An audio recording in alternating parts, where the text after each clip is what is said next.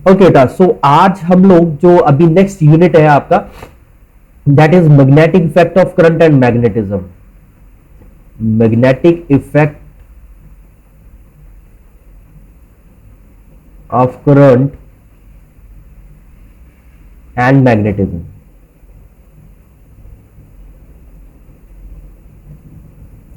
तो अब हमारी जो बेटा बात होगी टोटली इस चैप्टर की बेस्ड होगी। यहां पे बेटा पहली लाइन से, इस लाइन से पता चल रहा है कि जो करंट है बेटा, current can create magnetic effect. Current can create magnetic effect. अब ये मैग्नेटिक इफेक्ट क्या होता है बेटा? देखो बेटा, क्या होता था बहुत समय पहले हमें कुछ स्टोन्स मिले। ओके, कुछ स्टोन्स मिले जिन्हें नाम दिया गया लोड स्टोन का। जिन्हें नाम दिया गया लोड स्टोन का। इनकी अलग प्रॉपर्टी थी, खास प्रॉपर्टी है ये। जैसे चार्ज थे बेटा, चार्ज एक दूसरे को अट्रैक्ट और रिपेल करते थे, सेम वे ये भी अट्रैक्ट और रिपेल करते थे। अट्रैक्ट भी करते थे, रिपेल भी कर रहे थे बेटा। ओके, अट्रैक्ट और रिपल्शन शो कर रहे थे ये लोड स्टोन्स।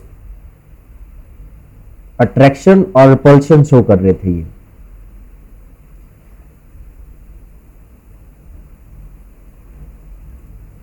तो ये अलग प्रॉपर्टी शो कर रहे थे बेटा। अब ये न्यूट्रल थे, तो अगर ये न्यूट्रल थे तो ये इलेक्ट्रोस्टैटिक प्रॉपर्टी तो नहीं हो सकती, जिस वजह से ये अट्रैक्ट कर रहे थे। अब ये लोड स्टोन जो है बेटा, ये एक दूसरे को अट्रैक्ट कर रहे हैं, तो ग्रेविटेशन पॉसिबल थी बेटा यहां पे। बट इनका मास इतना स्मॉल है था कि इनके बीच में वो ग्रेविटेशन इतनी एक्सपीरियंस नहीं कर सकती। अगर आप दो अपने ज्योमेट्री बॉक्स में से दो रबर्स लोगे बेटा, तो अगर उन इरेजर्स को आप अगर रखोगे बेटा, तो क्या वो एक दूसरे को अट्रैक्ट करेंगी? नहीं करेंगी। सेम अगर उतने साइज के मैं लोड स्टोन लूंगा, तो उनके बीच में जो ग्रेविटेशनल फोर्स होगी उसकी वजह से वो एक दूसरे की तरफ अट्रैक्ट होते नहीं नजर आएंगे। एंड प्लस ये रिपल्शन भी शो कर रहे थे। तो चार्ज भी नहीं है, इलेक्ट्रोस्टैटिक फोर्स भी नहीं है, कूलम फोर्सेस भी नहीं है, ग्रेविटेशनल फोर्स भी नहीं है। तो ये कुछ अलग इफेक्ट था बेटा, ये कुछ अलग प्रॉपर्टी थी यहां पे। इस इफेक्ट को जो यहां पे ये स्टोन शो करते रहे थे बेटा, इस इफेक्ट को बोला गया मैग्नेटिक इफेक्ट। ओके बेटा, इस इफेक्ट को बोला गया magnetic effect, which is neither due to charge on the particle and due to mass. ये इफेक्ट बेटा चार्ज के कारण भी नहीं है, मास के कारण भी नहीं है, ये कोई सी और चीज के कारण है। वो क्या चीज है वो बाद में समझते हैं।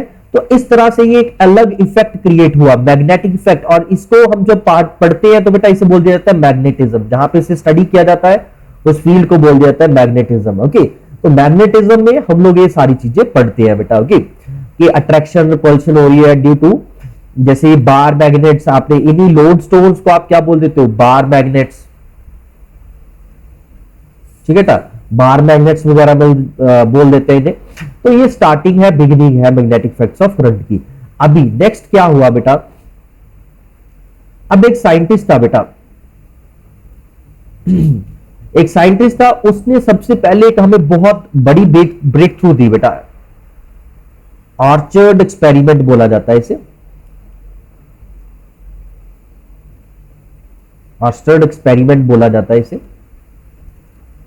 तो इस एक्सपेरिमेंट में क्या होता है बेटा, उसने क्या फाइंड आउट किया कि अगर एक वायर है हमारे पास, लेट्स से एक वायर है बेटा। ओके, और इस वायर के साथ यहां पे लेट्स से कोई पोटेंशियल सोर्स क्रिएट कर दिया मैंने, ज्वाइन कर दिया। यहां पे लगा देते हैं स्विच, यहां पे एमीटर लगा दिया उन्होंने, और ये लगा दी वायर। तो ये ए बी वायर है हमारे पास बेटा। अब जैसे रियो उसमें थी स्लाइड वायर, ब्रिज में वायर थी, बिल्कुल उसी तरह की ये वायर है। लेट्स से हमारे पास ए बी वायर है। तो उसने यहां पे कंपास रखा बेटा, मैग्नेटिक कंपास। तो मैग्नेटिक कंपास यहां पे रखा। तो मैग्नेटिक कंपास में क्या होता है, आप सब बच्चों को पता ही होगा, मैग्नेटिक कंपास में एक बार मैग्नेट होता है जो हमेशा अर्थ के नॉर्थ की तरफ पॉइंट करता है। हमेशा किस तरफ पॉइंट करता है? अर्थ के नॉर्थ की तरफ। अब देखो बेटा, उसने ये एक्सपेरिमेंट ऐसा नहीं है कि उसने कंपास यहां पे रखी होगी। ओके, क्या होगा, ये सारी चीजें एक्सीडेंटली होगी मे बी। अब हमें एग्जैक्टली तो नहीं पता उसके दिमाग में वहां पे उस वक्त क्या चल रहा था। Maybe he is trying to conduct some another experiment. Okay, कुछ और एक्सपेरिमेंट कंडक्ट कर रहा होगा, जो इस वायर की कोई प्रॉपर्टी स्टडी कर रहा होगा। May be he is doing something. Okay, and यहां पे इस वायर की विसिनिटी में लेट से कुछ मैग्नेटिक कंपास पड़ी हुई थी बाय चांस, क्योंकि बेटा अगर उसकी लैब होगी, अगर वो ये एक्सपेरिमेंट कंडक्ट कर रहा है, वहां पे बाकी सारी चीजें भी होना पॉसिबल है। ओके, तो मे बी वहां पे कंपास पड़ी थी। अब व्हाट ही ऑब्जर्व, डेली मैं सब स्टूडेंट्स को एक ही चीज बोलता हूं कि जब ये चीजें डिस्कवरीज होती है बेटा, ओके, तो क्या होता है कि हमने कोई चीज ऑलरेडी प्रेजेंट होती है, हमने उसे डिस्कवर करना होता है। तो ऐसा तो है नहीं बेटा कि जब इसने एक्सपेरिमेंट कंडक्ट किया इससे पहले ये चीज यहां पे नहीं थी, जिस दिन ऑर्चर ने किया उसी दिन आई, नहीं, ऐसा नहीं है। तो क्या हुआ बेटा, जब उसने स्विच को ऑन किया, ठीक है बेटा, what he finds that this magnetic compass shows deflection. इस मैग्नेटिक कंपास ने क्या किया बेटा, डिफ्लेक्शन शो किया। अब नॉर्मली हम स्टूडेंट्स क्या करेंगे बेटा, इसको नेग्लेक्ट कर देंगे, हम मैग्नेटिक कंपास की तरफ तो ध्यान नहीं देंगे, हम सिर्फ एमीटर की रीडिंग देखेंगे, हम इस वायर को स्टडी करेंगे, सब कुछ। बट बेटा वो साइंटिस्ट होते हैं जो और फिजिक्सिस्ट, इनका दिमाग ऐसे ही चलता है बेटा, उन्हें सब चीजों की नॉलेज चाहिए कि आसपास क्या क्यों हो रहा है। ओके, तो उसने ऑब्वियसली बात है उसका ध्यान जब कंपास की तरफ गया, ऑल्दो नॉर्मली ये कंपास क्या होता है, मैग्नेटिक कंपास में बेटा क्या होता है, एक बार मैग्नेट होता है। अभी मैंने बताया बार मैग्नेट क्या होता है। ओके, इसको बाद में डिटेल में भी पढ़ेंगे हम लोग। Magnetic compass consist of bar magnet, consist of bar magnet which always points toward north of earth।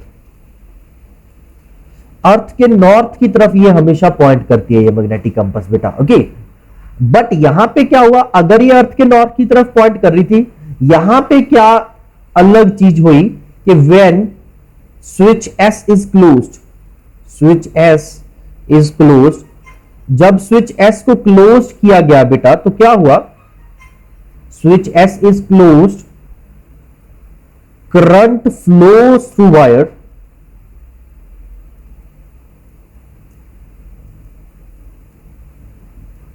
AB, and he finds that or he observes that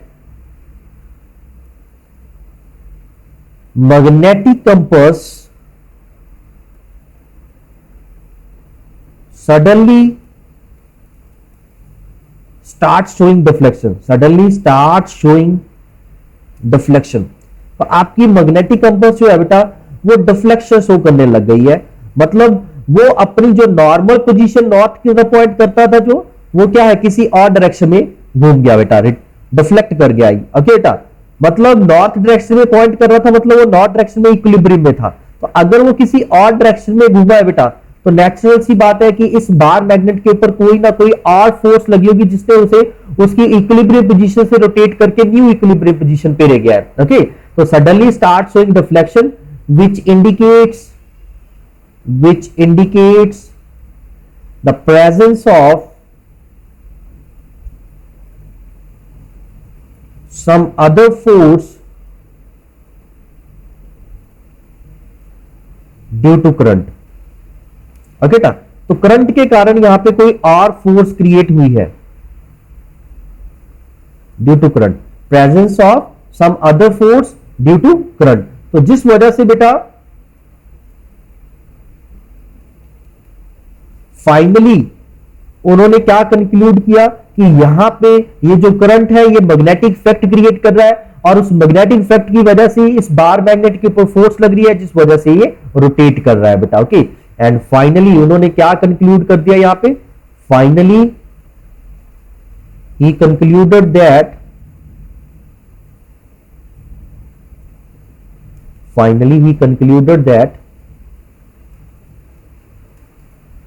current carrying wire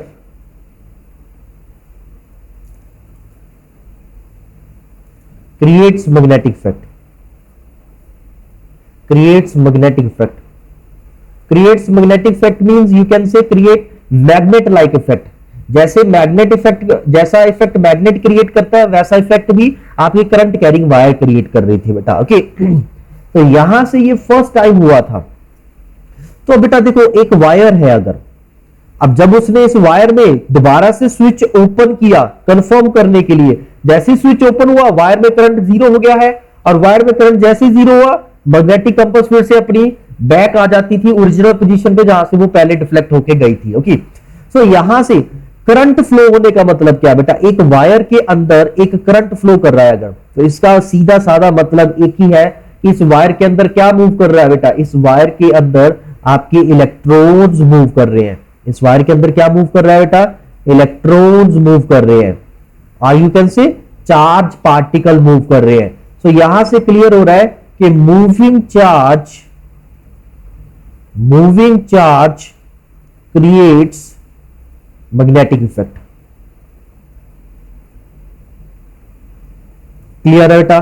coulomb forces जो होती है बेटा वो charge at rest पे होती है। दो charges जब रेस्ट पे होते हैं तो उनके बीच में जो फोर्सेस होती है उन्हें बोला जाता है कूलम फोर्सेस बेटा। अभी जब चार्ज मूव करेंगे तो ये मैग्नेटिक इफेक्ट क्रिएट करते हैं बेटा। तो यहां पे क्या हो जाएगा बेटा, एक नई फोर्स आ जाएगी, मैग्नेटिक फोर्स का नाम भी आएगा, यहाँ पे देखेंगे आगे आगे जैसे जैसे चैप्टर ये आगे बढ़ेगा। ओके इसके बारे में स्टडी करेंगे हम लोग मैग्नेटिक फोर्स के बारे में। ओके सो हमें एक चीज कंफर्म हो गई है अभी कि हमारा जो मूविंग चार्ज है वो कौन सा इफेक्ट क्रिएट कर सकता है बेटा, it can create magnet like effect. यहाँ पे इसके पास अगर मैग्नेटिक कंपास पड़ी हुई थी तो इस मैग्नेटिक कंपास को ये उसकी ओरिजिनल पोजीशन से डिफ्लेक्ट करा के किसी भी डायरेक्शन में मूव करवा सकता है। ओके बेटा सो ये पॉइंट यहाँ पे इंपॉर्टेंट है। करंट का मतलब क्या होता है बेटा, करंट का मतलब होता है moving charge. So moving charge जो है बेटा वो आपका मैग्नेटिक इफेक्ट क्रिएट कर रहा है। सो ये क्लियर किया। इसने यहां पे एक रूल भी दिया बेटा, इसे बोला जाता है स्विम रूल बोल देते हैं मोस्टली, इसे स्विम रूल बोल देते हैं। ओके इसमें क्या हुआ बेटा, उसने इस तरह से बताया, वो कहता कि अगर लेट से एक पर्सन है जो स्विम कर रहा है पानी के अंदर। ओके बेटा लेट से कुछ इस तरह से एक पर्सन जो है एक स्विम कर रहा है एंड करंट जो है बेटा अगर उसकी लेग से उसके हेड की तरफ जा रहा है, करंट जो है अगर उसके लेग से हेड की तरफ जा रहा है तो जो मैग्नेटिक फील्ड होगी या डिफ्लेक्शन होगी, मैग्नेटिक कंपास जो होगी ना बेटा वो डिफ्लेक्शन शो करेगी। किस तरफ डिफ्लेक्शन शो करेगी ये उसने यहां पे इंडिकेट किया हमें इसमें, इस रूल में।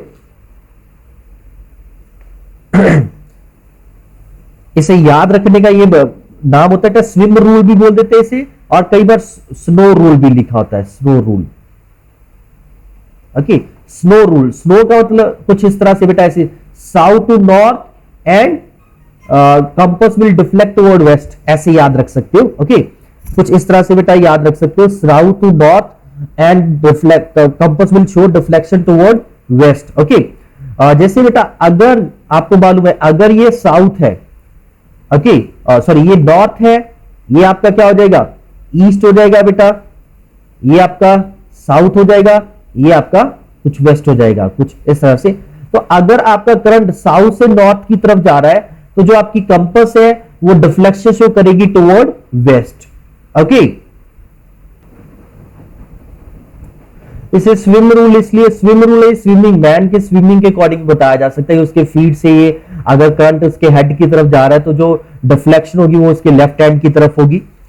तो इस तरह से ये स्विम रूल भी बन जाता है बेटा। ओके बस स्नो रूल के अकॉर्डिंग याद कर लो, स्विम रूल के अकॉर्डिंग याद कर लो। तो इस रूल से हमें क्या पता चल रहा है बेटा कि डायरेक्शन ऑफ मैग्नेटिक फील्ड क्या होगी। ओके तो ये क्या कह रहा है कि if current flows from south to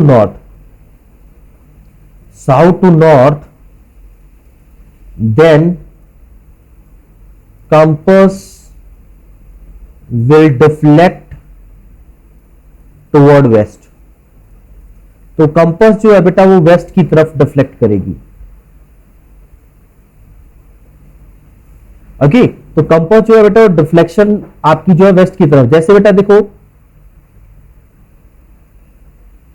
ये अगर आपकी वायर है बेटा, इस वायर में करंट फ्लो कर रहा है आपका। ओके साउथ है, ये नॉर्थ है, साउथ से नॉर्थ की तरफ जा रहा है बेटा। ओके, और कंपास जो है वो डिफ्लेक्शन किस तरफ शो करेगी, वो कहते हैं वेस्ट की तरफ शो करेगी। तो अगर वेस्ट इस तरफ है, साउथ ईस्ट इस तरफ है, ओके, तो आपकी कंपास जो है बेटा इस तरफ डिफ्लेक्ट करेगी।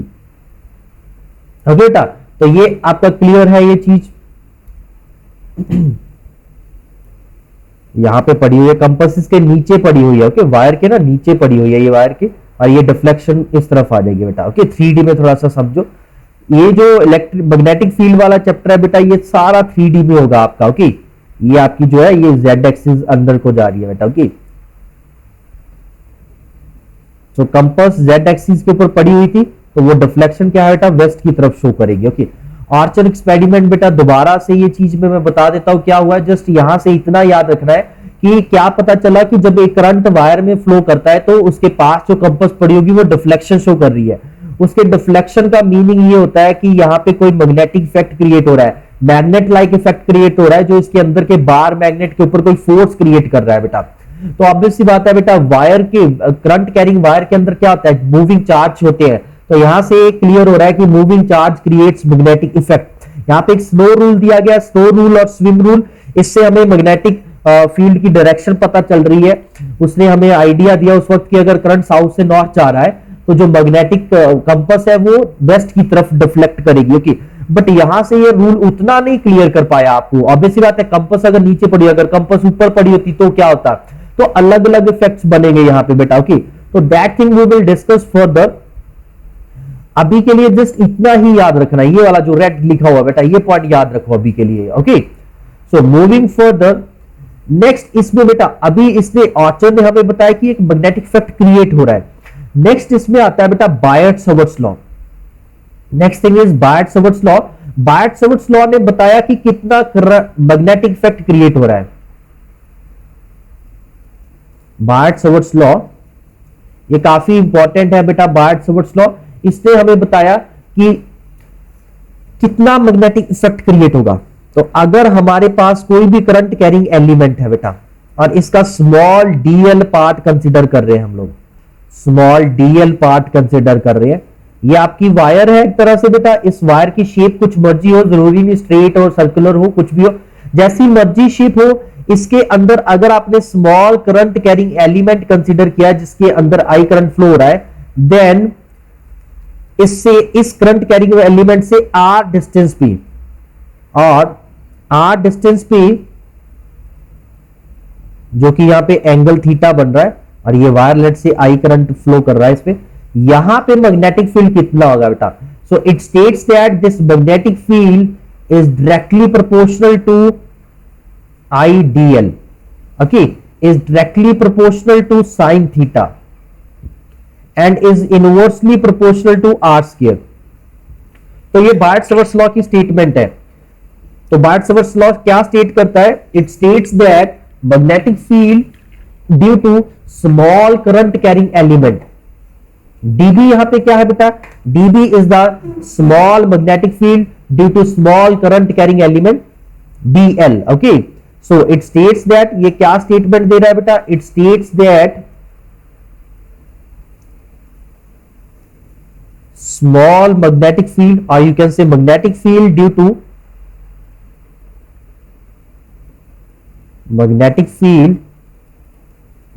to small current carrying element, small current carrying element is, पहला पॉइंट है directly proportional to IdL, second है साइन थीटा, और इन इक्वेशन 1, 2 एंड 3 बोल देते हैं। ओके, सो अब अगर इन्हें कंबाइन करेंगे बेटा, कंबाइनिंग 1 and 2, 3, 1, 2 and 3,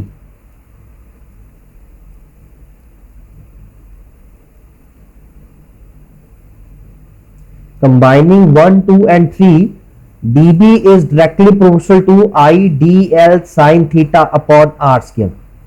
ओके टा, और यहां पे प्रोपोर्शनलिटी साइन को रिप्लेस किया गया dB is equal to mu naught by 4 pi के साथ बेटा, mu naught by 4 pi IDL sin theta upon r square.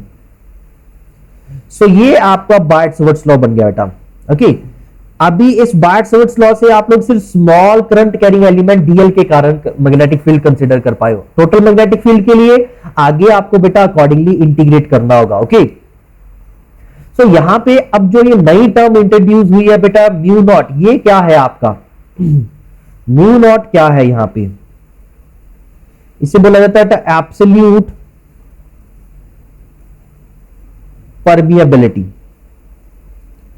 आप एब्सोल्यूट परमिटिविटी करके आए थे पीछे बेटा फर्स्ट चैप्टर में कूलम्स फोर्सेस में, यहां पे आता है एब्सोल्यूट परमिएबिलिटी। और इस म्यू नॉट की जो वैल्यू होती है बेटा that is equal to 4 pi into 10⁻⁻⁷, और इसका जो यूनिट बन जाता है बेटा that is your tesla metre ampere inverse. Okay, अभी कुछ बच्चे ये टेस्ला में कंफ्यूज हो जाएंगे, टेस्ला क्या है ये भी मैं बता देता हूं अभी आपको। ओके, इसको अगर आप फोर्स की फॉर्म में भी लिखना चाहते हैं, न्यूटन की फॉर्म में भी लिखना चाहते हैं, न्यूटन की फॉर्म में भी लिख सकते हो। ओके, ये जो टेस्ला होता है इसे आप लोग फोर्स न्यूटन की फॉर्म में भी लिख सकते हो। इसे लिखा जा सकता है न्यूटन पर एम्पियर मीटर। ओके, इस तरह से लिखा जा सकता है। तो यहां से ये मीटर मीटर कैंसिल आउट हो गया, ये क्या बन गया न्यूटन एम्पियर -2। ओके, इस तरह से भी लिखा जा सकता है इसको। ये अलग अलग बेटा यूनिट्स हैं इसके, कोई भी यूनिट लिख लो आप, इसके सारे यूनिट्स वर्क करते हैं बेटा। ओके, यहां से आपको पता चल रहा है टेस्ला जो है न्यूटन अपॉन एम्पियर मीटर होता है। ओके, ये टेस्ला क्या होता है बेटा, टेस्ला किसका यूनिट है, सबसे पहले थोड़ा सा मैं ये बता देता हूं आपको। टेस्ला यूनिट है बेटा, ऐसा यूनिट है मैग्नेटिक फील्ड का। Tesla is a unit of magnetic field here. Okay,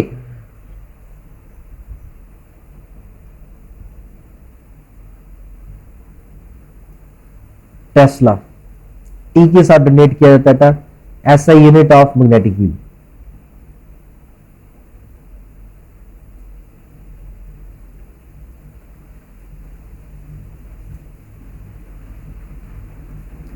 तो ये आपका नया यूनिट आ गया बेटा, भूलना नहीं है इसे।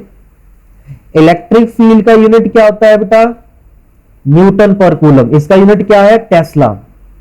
ओके, अब कई बार बच्चे ऐसे सोचते हैं इसका टेस्ला है तो इलेक्ट्रिक फील्ड का भी कुछ ऐसे ही होगा। ओके, और वहां पे कंफ्यूज हो जाते हैं, वो उसका भी कुछ ना कुछ टेस्ला टूस्ला लिख के आ जाते हैं बेटा, तो वो आपका गलत हो जाता है। इसलिए तो आपने ध्यान रखना है बेटा, मैग्नेटिक फील्ड का यूनिट होता है टेस्ला। कंफ्यूज नहीं होना है इलेक्ट्रिक एंड मैग्नेटिक फील्ड में। अभी जब आप इसे पढ़ोगे मैग्नेटिक फील्ड में तो साथ साथ आप इलेक्ट्रिक फील्ड को भी पढ़ते रहो बेटा, ताकि आपको कभी कंफ्यूजन ना क्रिएट हो बेटा। ओके, मैग्नेटिक फील्ड का यूनिट है आपका टेस्ला, और ये ऐसा यूनिट है ऐसे ही। तो सीजीएस यूनिट भी होगा कुछ इसका मैग्नेटिक फील्ड का। सीजीएस यूनिट क्या है मैग्नेटिक फील्ड का, CGS unit of magnetic field, तो ये होता है बेटा, इसका होता है गॉस। टेस्ला है गॉस, दोनों साइंटिस्ट के नाम के इस पीछे ही है बेटा ये नाम। Okay, and 1 tesla is equals to 10⁻⁴ gauss की इक्वल होता है बेटा। ये कन्वर्जन भी याद रख सकते हो आप, 1 tesla is equals to 10⁻⁴ gauss की इक्वल होता है बेटा। ओके, आई होप ये चीज आपको सबको क्लियर हो गई अभी। तो जो ये म्यू नॉट आया था हमारे पास, म्यू नॉट एब्सोल्यूट परमिएबिलिटी, तो बेसिकली बेटा ये एयर या वैक्यूम के लिए डिफाइंड है। आपका एब्सोल्यूट वर्ड से ही पता चल रहा है ये एयर और वैक्यूम के लिए डिफाइंड है। तो यहां से भी क्लियर हो रहा है कि ये डिफरेंट मीडियम में इसकी वैल्यू क्या होगी बेटा, परमिएबिलिटी की वैल्यू डिफरेंट मीडियम के लिए डिफरेंट होगी। तो एब्सोल्यूट परमिएबिलिटी का मतलब एयर या वैक्यूम की बात हो रही है, इसकी value 4 pi into 10⁻⁷ tesla metre ampere inverse है बेटा। ओके, ये वैल्यू याद रखनी है सबने, इसका यूनिट भी याद रखना है बेटा। आप इसका डायमेंशनल फार्मूला भी क्रिएट कर सकते हो। ओके, इसका डायमेंशनल फार्मूला भी पूछा जा सकता है आपको, क्योंकि अभी आप बेटा 12th पढ़ रहे हो, तो ऑब्वियस सी बात है 12th में 12th के डायमेंशनल फार्मूलाज भी पूछे जा सकते हैं। हाँ जी बेटा। एयर ते वैक्यूम दी सेम कद हुंदी है बेटा, एयर और वैक्यूम में ज्यादा डिफरेंस नहीं है। एयर अप्रोक्सीमेटली देखो, वैक्यूम की और एयर की डेंसिटी वगैरह बहुत सारी प्रॉपर्टी सिमिलर रहती है, ज्यादा डिफरेंस नहीं आता है। ओके, एयर को आप बोल दो कि वैक्यूम के मुकाबले बहुत डिफरेंट है, इतना कुछ नहीं है। वैल्यू ऑब्वियसली बात है थोड़ा बहुत चेंज होगा ही होगा, बट इतना ज्यादा नहीं होता है। ओके, जैसे आप स्पीड ऑफ लाइट की बात करोगे, स्पीड ऑफ लाइट एयर और वैक्यूम में आप 3 इंटू 10⁸ लिख देते हो, ओके। बट अगर देखा जाए एयर में थोड़ी बहुत ही तो कम होती होगी जब वैक्यूम में आती, वैक्यूम से आती है, ओके। क्योंकि वैक्यूम का मतलब होता है कि कोई भी मीडियम नहीं है, वहां पे कोई भी पार्टिकल नहीं है। एयर का मतलब अगर कुछ पार्टिकल्स है, कुछ ऑप्टिकल डेंसिटी होगी उसकी, तो आपका कुछ ना कुछ तो रिफ्रैक्टिव इंडेक्स होगा एयर का as compare to vacuum. But क्या होता है बेटा, उसमें डिफरेंस जो होता है वो इतना माइन्यूट होता है कि हम अपनी थ्योरेटिकल स्टडी के लिए उसे इग्नोर कर देते हैं, ओके। तो इसीलिए एयर और वैक्यूम के लिए इसकी वैल्यू सेम और कांस्टेंट मान के चलते हैं बेटा।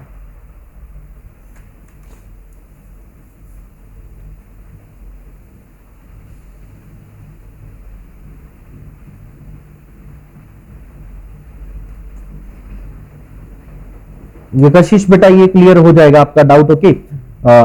अगर जैसे आपने पूछा है कि अगर आपका करंट जो है ईस्ट से वेस्ट की तरफ वायर होगी, हॉरिजॉन्टल वायर ईस्ट से वेस्ट होगी, तो फिर डिफ्लेक्शन किस तरफ होगा, ये सारी चीजें आपको समझ आ जाएंगी आगे जब हम क्रिएट करेंगे, आगे फील्ड लाइंस क्रिएट करेंगे, ओके, वो समझ आ जाएगा आपको। वहां पे जस्ट ऑर्चर्ड में इतना उसने बस रूल दे दिया है, वो रूल हर जगह पे मतलब लगाने की कोशिश करोगे, बहुत लिमिटेशन है इस रूल की, ओके। हम ऐसा रूल पढ़ेंगे जिससे आपको इजीली पता चल जाएगा कि कैसे फील्ड लाइंस या मैग्नेटिक फील्ड की डायरेक्शन फाइंड आउट करती हो। तो बेटा यहां पे आपसे डिमेंशनल फॉर्मूला भी पूछा जा सकता है म्यू नॉट का। म्यू नॉट का डिमेंशनल फॉर्मूला बनाने के लिए ऑब्वियस बात है बेटा, आप मैग्नेटिक फील्ड का डिमेंशनल फॉर्मूला भी बनाना पड़ सकता है, म्यू नॉट का भी बना सकता है। तो मैं आपको ये चीज हिंट दे रहा हूं, आपने खुद क्रिएट करना। देखो बेटा यहाँ पे मैं बता चुका हूं, टेस्ला का मतलब क्या था, newton upon ampere metre. Newton का डिमेंशनल फॉर्मूला आपको मालूम ही है सबको, फोर्स का जो होता है, ओके। एम्पियर के लिए एम्पियर आ जाएगा, मीटर आ जाएगा। तो यहां से म्यू नॉट का क्या बन रहा है, न्यूटन एम्पियर स्क्वायर। तो जो फोर्स का है उसके साथ आपका एम्पियर -2 आ जाएगा बेटा, ओके। तो आप ये बना के देखना और इसे बुक से कंपेयर करना कि सही आ रहा है कि नहीं। अगर ना आया तो बेटा लेट मी नो, फिर मैं आपको बना के दिखा दूंगा बेटा, ओके। अभी बायट-सवर्ट्स लॉ को इन वेक्टर फॉर्म अगर देखना हो बेटा, Biot Savart's law in vector form, but देखो बेटा बायट-सवर्ट्स लॉ क्या कहता है कि magnetic field dB is equals to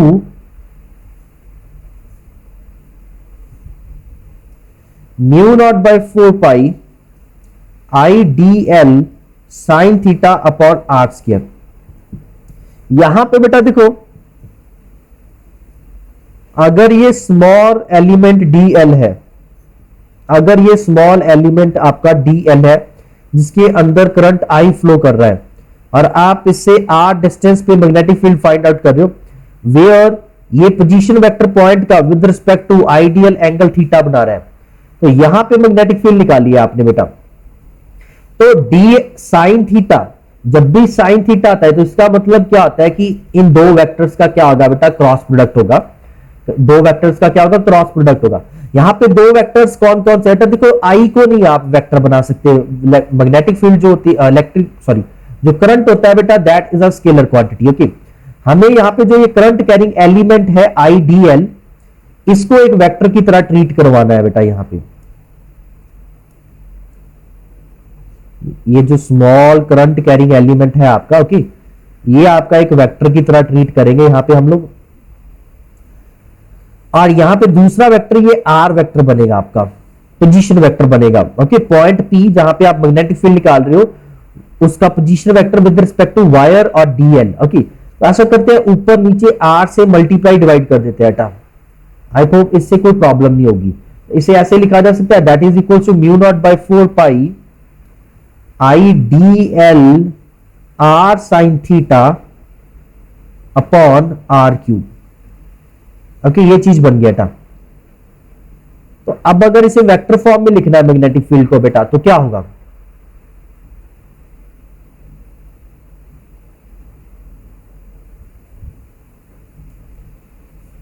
देखो बेटा DL है, R है, साइन थीटा, तो मतलब इन दोनों का क्या होगा, क्रॉस प्रोडक्ट होगा बेटा, ओके।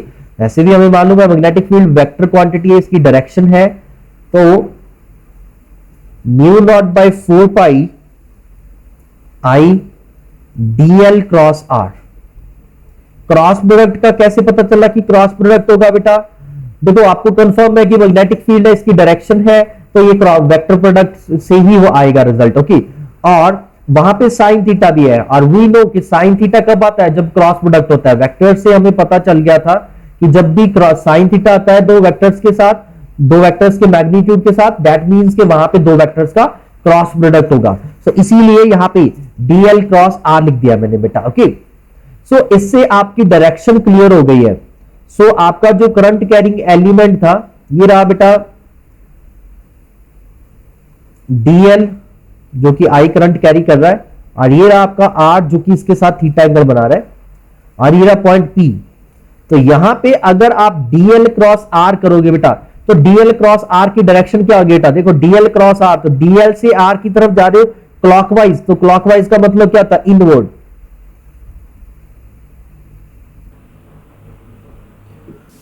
ओके बेटा, सो डीएल क्रॉस आर आ चुका है। तो जब आप डीएल क्रॉस आर करोगे, देखो बेटा डीएल से आर की तरफ क्रॉस प्रोडक्ट का डायरेक्शन कैसे निकालते हो, सबसे पहले वही नो कि जब क्रॉस प्रोडक्ट होता है इनका जो रिजल्टेंट होगा डीबी, वो इन दोनों के परपेंडिकुलर होगा।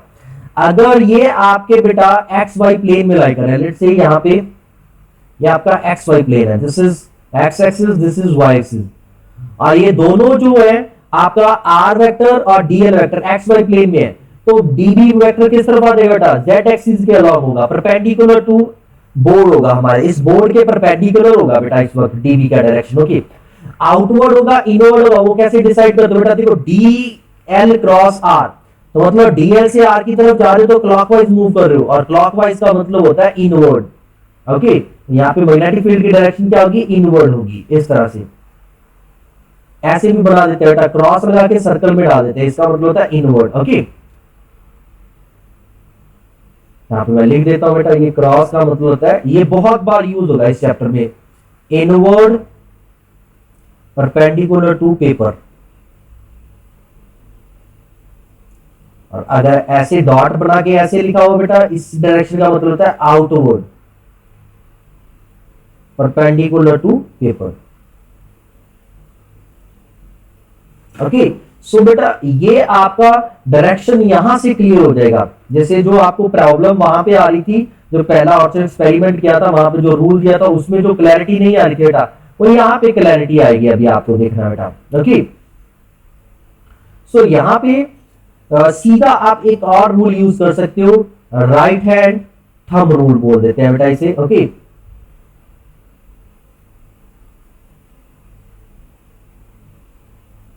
राइट हैंड थंब रूल बोल देते हैं। Maxwell cork rule, screw rule, ये सारे rules, right hand screw rules, सब इसी के नाम है। बेटा ये रूल ऐसा नहीं है सिर्फ यहाँ पे, ये रूल आप बहुत जगह पे यूज करते हो फिजिक्स में, इसमें आप अपने राइट हैंड को यूज करते हो। ओके, इवन क्रॉस प्रोडक्ट में भी इसे यूज किया था आपने।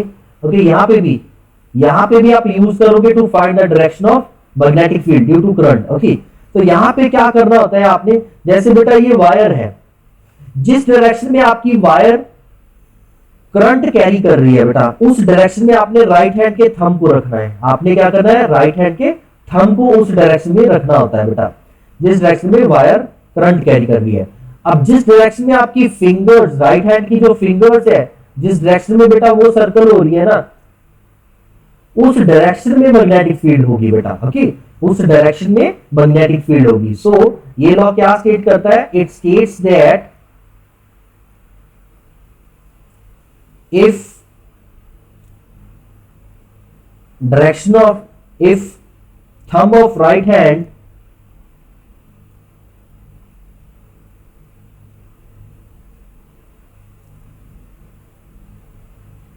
is along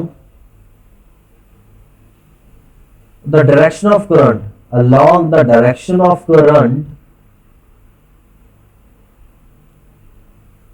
then the direction in which fingers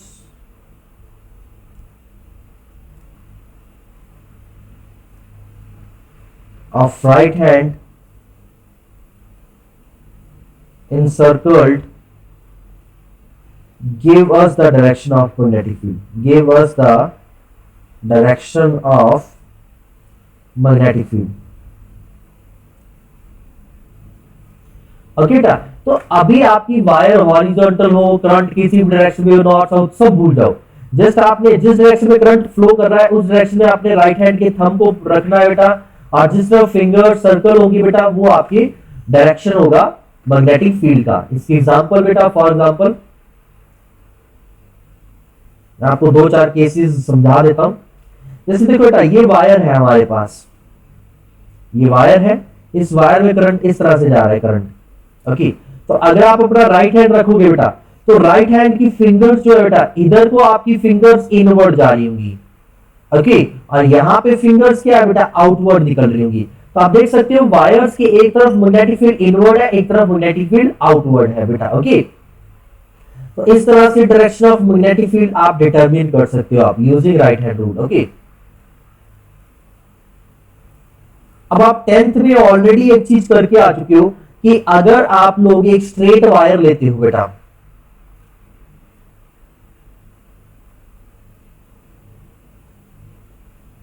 आपके पास एक स्ट्रेट वायर है, इस स्ट्रेट वायर में अगर आपने करंट फ्लो करवाया, ओके, और यहां पे बहुत सारी आपकी मैग्नेटिक आयरन नेल्स थी, छोटे छोटे पीसेस है आयरन के बेटा। ओके, तो आपने क्या देखा कि ये जो आयरन के नेल्स, आयरन नेल्स का पीसेस होते हैं ये बेटा स्मॉल स्मॉल, ये अपने आप को क्या बेटा सर्कल्स, कंसेंट्रिक सर्कल्स बना लेते हैं। ये यहाँ पे क्या बना देते हैं बेटा, कंसेंट्रिक सर्कल्स बना देते हैं। उस कंसेंट्रिक सर्कल का मतलब क्या है कि यहाँ पे इस वायर के अराउंड जो मैग्नेटिक फील्ड है बेटा वो कैसे होगी, वो सर्कल्स में होगी, कंसेंट्रिक सर्कल्स में होगी। ओके, ये आपकी मैग्नेटिक फील्ड कुछ इस तरह से बेटा। ओके, एलिप्टिकल नहीं होती, सर्कुलर होती है। ये एलिप्टिकल इसलिए 3D समझाने की कोशिश कर रहा हूं थोड़ा सा मैं आपको। ओके, इसलिए ये शेप ऐसी बनी है। ओके, ये कार्डबोर्ड है आपका एक तरह से बेटा, ये आपका कार्डबोर्ड है जो मैं मतलब एक तरह से 3D इफेक्ट क्रिएट करने की कोशिश कर रहा हूं यहाँ पे।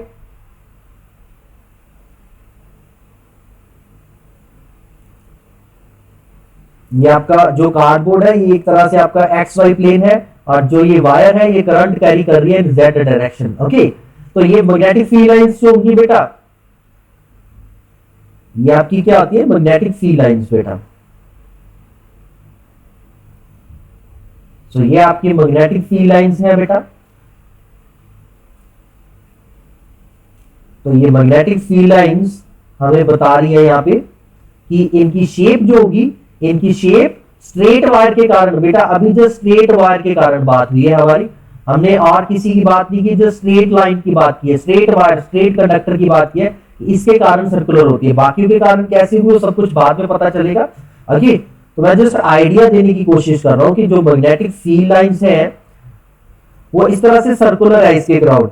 अब ये सर्कल कैसे घूमेंगे, क्लॉकवाइज और एंटी क्लॉकवाइज, उसके लिए कुछ ना करो बेटा, यहाँ पे अगर थंब या ऊपर को पॉइंट कर रहा है तो राइट हैंड की फिंगर्स इधर से बेटा इनवर्ड जाएगी, अंदर को घूमेगी, और यहां से ये क्या है, बाहर को आएंगी, और इस पॉइंट पे टूवर्ड राइट जा रही होगी, और अगर वायर के बैक साइड पे देखोगे तो ये टूवर्ड लेफ्ट जा रही होगी। तो मतलब क्या है बेटा, वायर के कहां पे आप मैग्नेटिक फील्ड देख रहे हो, ये आपका ए पॉइंट है, ये आपका बी पॉइंट है, ये लेट से आपका सी पॉइंट है, ये आपका डी पॉइंट है। तो ए पॉइंट पे क्या है बेटा, इनवर्ड, बी पॉइंट पे क्या है बेटा, आउटवर्ड, सी पॉइंट पे क्या है बेटा, टुवर्ड लेफ्ट, डी पॉइंट पे क्या है, टुवर्ड राइट। समझ आई ये बात बेटा। तो आप देख सकते हो डिफरेंट पॉइंट पे मैग्नेटिक फील्ड की डायरेक्शन डिफरेंट है। ये डिफरेंट क्यों हुई है, due to circular in shape. तो ये मैग्नेटिक फील्ड लाइंस जो है बेटा ये सर्कुलर इन शेप यहां पे है, जिस वजह से हर पॉइंट पे डायरेक्शन क्या हो रही है, चेंज हो रही है बेटा।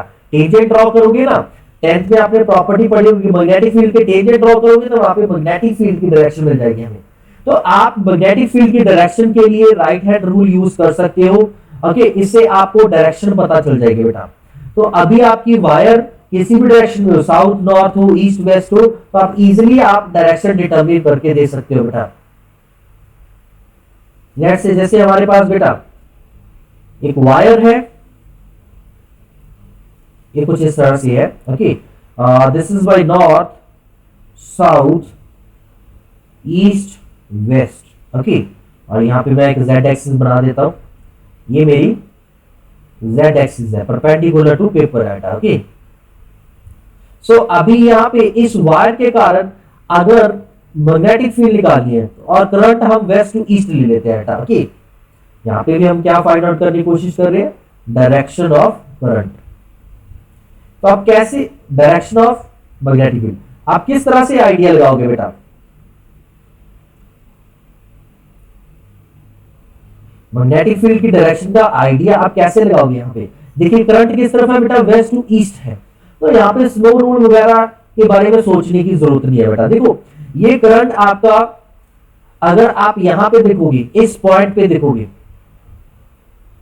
ये आपकी z एक्सिस होगी कि नहीं होगी बेटा। ओके, ये आपका नॉर्थ साउथ एक्सिस है बेटा। ओके, थोड़ा सा 3D में इमेजिन करना है आपने। तो इसके अलोंग अगर आप वायर की डायरेक्शन, वायर का करंट देख रहे हो, यहां पे मैंने अपना अगर राइट हैंड थंब की डायरेक्शन में, इस डायरेक्शन में राइट इस तरफ रख लिया, थंब मेरा टुवर्ड राइट पॉइंट किया, तो यहां पे देखोगे आप अपनी बेटा साथ साथ फिंगर्स को सर्कल करके दे बेटा, यहां से वायर्स के अराउंड फिंगर्स जो है मेरी ये बाहर को आ रही है बेटा, और यहाँ पे साउथ डायरेक्शन में ये क्या है बेटा, इनवर्ड जा रही होंगी। ओके, और ये z एक्सिस पे आप देखोगे बेटा, यहाँ पे इस पॉइंट पे क्या है, ऊपर को पॉइंट कर रहा होगा, टुवर्ड नॉर्थ पॉइंट कर रहा होगा। यहाँ पे ये किस तरफ पॉइंट कर रहा होगा, टुवर्ड साउथ पॉइंट कर रहा होगा बेटा। तभी ये घूम के इस तरह से ऐसे बनेंगे बेटा आपकी। ओके, थोड़ा सा 3D इफेक्ट क्रिएट करो बेटा, यहाँ पे दिमाग में इमेजिन करना पड़ेगा ये चीज आपको, क्योंकि बेटा यहाँ पे थोड़ा सा बोर्ड के ऊपर समझाना पॉसिबल नहीं है, इतना इजी नहीं है बोर्ड के ऊपर समझाना। इसे आपको थोड़ा सा दिमाग में अपने इमेजिन भी करना पड़ेगा कि ये 3D इफेक्ट कैसे हुआ।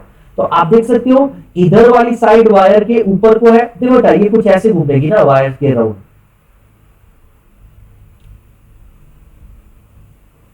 ओके, ये मैग्नेटिक फील्ड की डायरेक्शन ये कुछ इस तरह से होगी कि नहीं होगी आपकी, जैसे मैंने अभी बनाई है।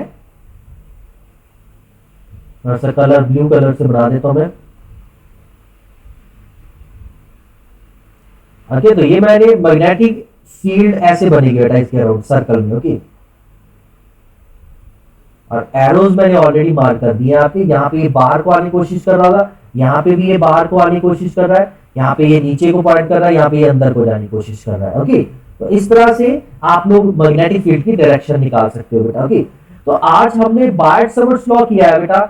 बायट-सवर्ट्स लॉ की हमने एक सिंपल एक्सप्रेशन निकाली है, that is mu naught by 4 pi IdL sine theta by R square.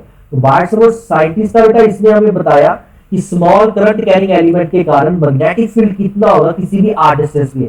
अब इसमें क्या है बेटा, इसने सिर्फ डीएल के बारे में बताया। अगर आपने टोटल वायर के बारे में निकालना है तो कैसे निकलेगा, तो अब हम नेक्स्ट क्लास में यही चीज करेंगे कि अगर आपकी वायर स्ट्रेट है तो फिर बायट-सवर्ट्स लॉ को यूज करके मैग्नेटिक फील्ड निकालेंगे, आपकी वायर सर्कुलर है, लूप बना रही है तो फिर निकालेंगे।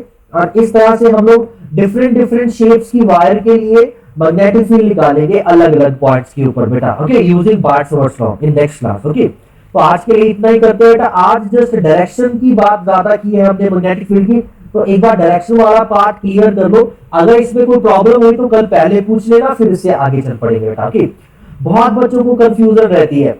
अब बच्चों को बोल दिया जाता है बेटा डायरेक्शन क्या होगी, बच्चे सर राइट हैंड रूल लगाते हैं, अब वो ये नहीं देखते फिंगर किस तरफ है। तो आप देख सकते हो बेटा वायर के कहां पे देख रहे हो आप, राइट की तरफ है, लेफ्ट की तरफ है, वायर के ऊपर देख रहे हो, वायर के नीचे देख रहे हो, depending upon the point, depending upon the position of point from the wire, magnetic field की डायरेक्शन वेरी कर रही है। आप इसे थोड़ा सा इमेजिन करिए बेटा, और फिर आगे आपका नेक्स्ट कल क्लास में डेरिवेशंस करेंगे बेटा, रिजल्ट्स ड्राइव करेंगे, फॉर्मूलाज ड्राइव करेंगे। ओके, तो आज के लिए इतना ही है बेटा, बाकी नेक्स्ट क्लास में करते हैं।